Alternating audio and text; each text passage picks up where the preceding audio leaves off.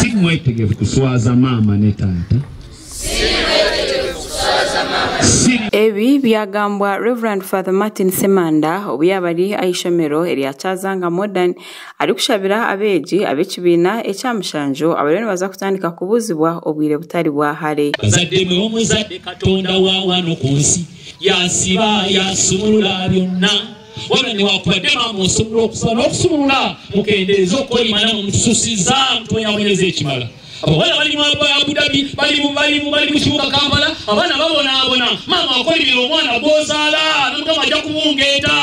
omwana abungeeta mu kyalo ne mu kibuga nga mama gwa byogera olowooza byakusaaga olulimi lutonzi oguyayonjera yashaba bashomesa obureba nguti bagira omutima mubi hamwe na nokuroga abana abo bari kushomesa kama kitabalogo abeerogesa bano n'abyawudde omulogo wano nakulabidda obuzuma mwe namwe abalogo abeerogesa wano omulogo kiri siru mata kumwite kibatabula yimwe ngenda kuzaako gwe Allahu Akbar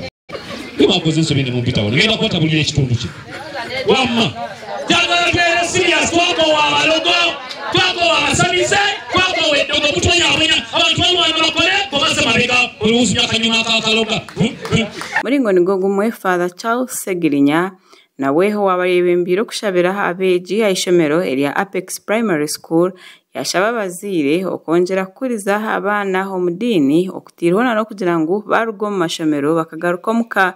bagumize mu bari kore ikintu nico kimwe otiriho na no kubegesa emirimo herije kubahwera kw'abantu bo mugasho ombiro bya nyensa bazadde bakubiriza abana babalambike sofatala nga bali mu humula babawe emirimo awaka bali no kubaleka mu buliringa bebase nti bawumulidda babalambike mu mirimo gyabwe egyo ate akadde nga katonse balowooze ku sekondi kati tubalinda bigezo ebigezo bikomerawo nga babatwala butwaze bo abeji basima munonga